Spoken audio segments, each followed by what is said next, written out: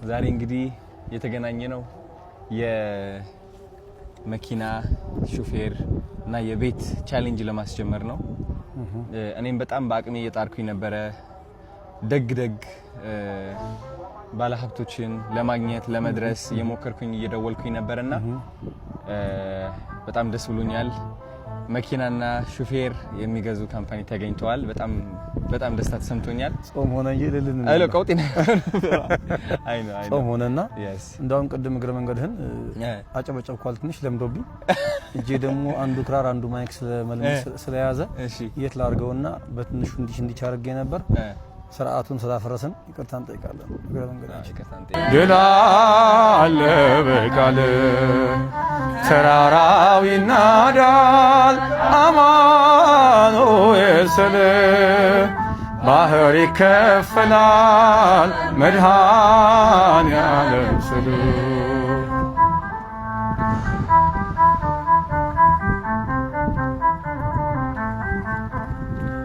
ከክፋት ሁሉ ብናመልጥ የማራ ውሃ ቢጣፍጥ ብንበላም እናንተ ሰማይ ስለሆንክ ነው አዶናይ ስለሆንክ ነው ሁሉን ቻይ ድል አለ በስምህ ድል አለ በቃልህ ድል አለ በስምህ ድል አለ በቃልህ ተራራው ይናዳል አማኑኤል ስል ባህር ይከፈላል መድኃኔዓለም ስል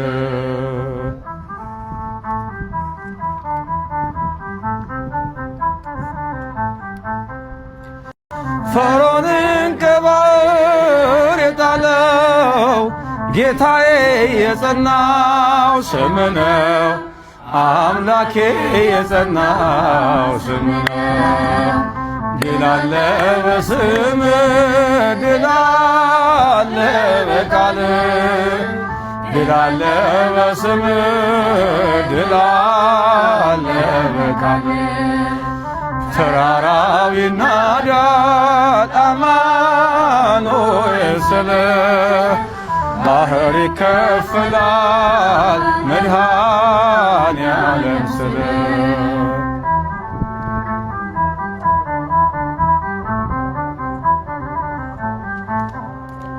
በእልልታ ቢፈርስ ኢያሪኮ ጠላትም ቢወድቅ ተማርኮ ቢሰጠን ለእኛ ከተማው የሆነው ሁሉ ካንተ ነው የሆነው ሁሉ ባንተ ነው። ህይወት እንደ ዘማሪ ገብረ ዮሐንስ ምን ይመስላል? የቀን በቀን ውሎ እንዴት ነው የምታሳልፈው? ህይወት በጣም መልካም ነው። እግረ መንገድ አሁን ነገ ተጓዥ ነው። ለምሳሌ ጎባ ብያለሁ አይደል? የኛ ኑሮ በየክፍለ ሀገሩ እየተንቀሳቀስን ቃለ እግዚአብሔርን በዜማ ማመስገን ነው። ቤተክርስቲያናችን በምትልከን መንገድ ዛሬ ጎባ ነገ ጎባ ሳምንት ደግሞ እግረ መንገዴን ሳምንት 15 ቀን መቀሌ ነበርኩ አይደል? ትዝ ካለ እዛም የነበርነው መንፈሳዊ ተግባራት ነው። የወንድማችን ዲያቆን አስመላሽ ይተባረክ የትግርኛ መዝሙር ነበረ፣ እሱን ማስመረቅን ያው በዛውም በዚህም መንፈሳዊ ተግባራት ስለሆነ አንዴ መቀሌ አንዴ ባሌ አንዴ አዲስ አበባ እየሄድን ነው የምንኖረውና ኑሮ በጣም በደስታ በተድላ በምስጋና ነው የምኖረው። ጥቂት ደግሞ እንደ ስጋ እረፍት ስለሚያስፈልገኝ 2-3 ቀን እረፍት አደርጋለሁ። ኦኬ በጣም ደስ ይላል። እንግዲህ በጣም ብዙ ሰዎች ሲቸገሩ የማያቸው መንፈሳቸው ያስገድዳቸዋል ወደማይፈልጉት ህይወት ውስጥ እንዲገቡ። አንዳንዱ ጭንቀት አለበት በጣም ህይወቱ በቃ ያለቀ የሚመስለው ተስፋ የቆረጠ እና አጠር ባለች ምክር ተስፋ ለቆረጡ ሰዎች የምትላቸው ነገር ካለ? ያው ቅድም የተናገርኩት ነገር እንዳለ ይሰመርልኝ። የምክር ሰው ወይም የዛ ሰው ባልሆንም መቼም ተስፋ እንደማይቆረጥ የኔ ህይወት ራሱ በቂ ነው። እኔ አሁን ዝም ብዬ ዛሬ ካንተ ጋር ለመገኘት የአንድ ጀንበር ወይ የአንድ አመት ጉዳይ አይደለም። ይሄ እንደምታውቀው ሌላው ቢቀር እንኳን አሁን ላለንበት ለመድረስ 15 ዓመት ያለማጋነን የፈጀ ጊዜ ነው ይወሰድ ነው። ከ15 ዓመት በፊት ገብረ ዮሐንስ ምን እንደነበረ አንተ አልነገርህም። ስለዚህ የትኛውም ነገር ይከብዳል እንጂ ሊነጋ ሲል ይጨልማል። ስለዚህ ተስፋ መቁረጥ ለየትኛውም ነገር መብትሄ ስለማይሆን አንደኛ እግዚአብሔር የሚባል አምላክ አለ። እርሱ ደግሞ በሱ ፊት ሁሉ ነገር ትንሽና ቀላል ነው።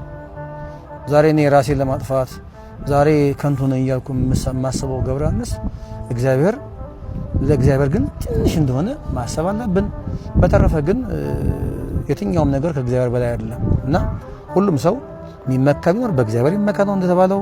ለየትኛውም ችግራችን መብትሄ እግዚአብሔር ጋር አለ።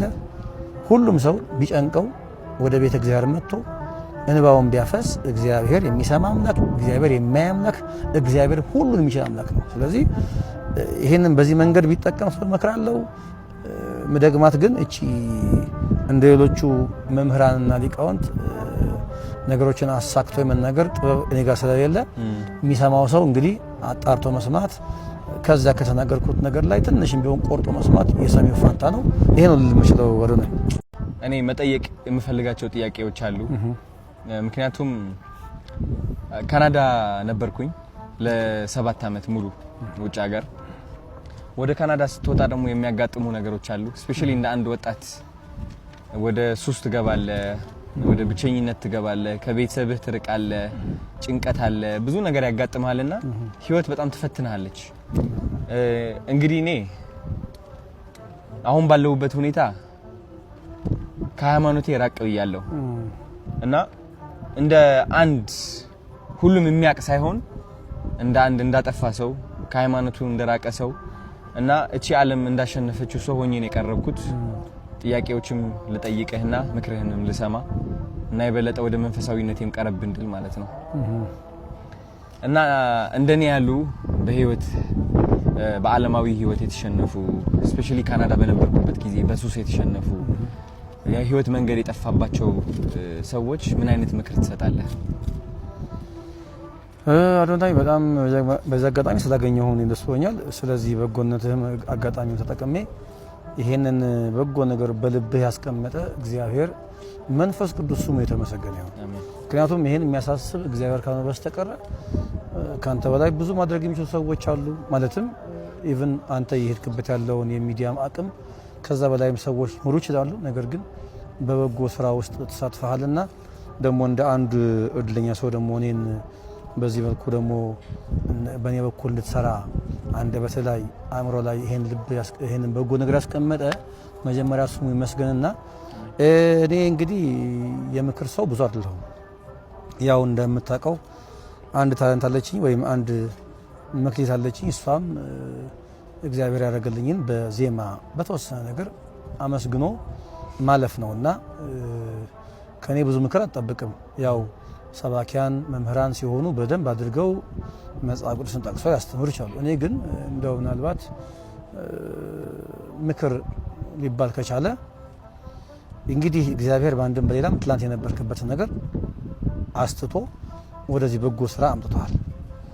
ስለዚህ ከዚህ በኋላ ያንን እያስታወሱ ወደ ኋላ መቆዘም ጥቅም የለውም። ምክንያቱም እግዚአብሔር ከይቅርታ በላይ የትላንት በደላችንን በማያልቀው ምሕረቱ መጠን ካለፈልን ትላንት እያስታወሱ ወደ ኋላ የምንቆዘምበት ነገር አይኖርምና መጀመሪያ ትላንትን ከዚያ ከእስር ሆኖ ከሚያሰቃይ ከነበረው ቅድም ካልካቸው በጎ ያልሆኑ ተግባራት እንኳን በሰላም አውጥቶ ወደዚህ በጎ ነገር አደረሰ።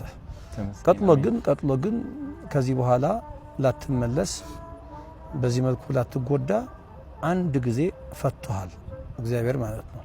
ያ ስለሆነም ነው አሁን በሚገርም መንገድ እየታየ ያለው። ቅድም ብያለሁ ካንተ በእድሜ የበጡ ሰዎች ያረጉትን ነው አንተ ያረክ ያለው። ሚዲያውም ቢሆን ከዚህ በላይ ተደማጭ የሆኑ ሰዎች ላያረጉት ይችላሉ። ስለዚህ ከዚህ በኋላ አንተ ይሄንን ነገር እያሰብክ እኔ እውነት በሌላን ጊዜ ስትናገር ሰምቻለሁ በጥቂቱ መሰለኝ ላትመለስ ከዚህ በኋላ ጠላት ላይ ጫወትብህ ሰይጣን ላይ ጫወትብህ ላትመለስ አንድ የፈቶህ አሁን በምናየው አዶናይ ስለገለጠህ ከዚህ በኋላ የትላንቱ እያስታወስን የምንቆዝምበት ነገር አይኖርም። ነገር ግን እንደ ምክር ደግሞ የቆመ ሰው ሁሉ የቆመ ቢመስለው እንዳይወድቅ ይጠንቀቅ የሚል መጽሐፍ አለ፣ ቃል አለ።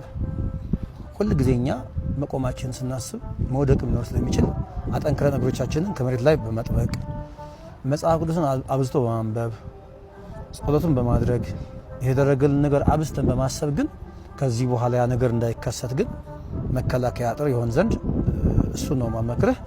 አሁን በመቆምህ ደስ ይልህ ይገባል። ነገር ግን ደግሞ እኔም አንተም ሁላችንም የቆምን ሲመስለን ድንገት መውደቅ እንዳይኖር ደግሞ ሁል ጊዜ በጸሎት በጾምና በተጋድሎ ራሳችንን ማበርታት ግን ይኖርብናል።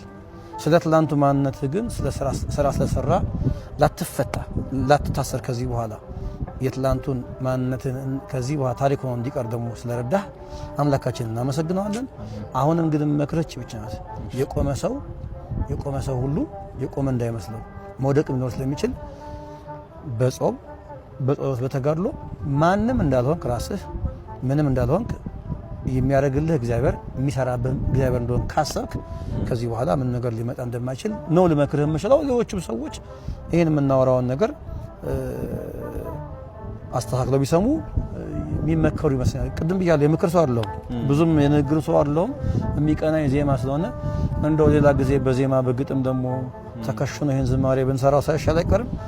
ደግሞ ድንገትን ስለተገናኘን ከዚህ በላይ ልናገር አልችልም። አዶናይ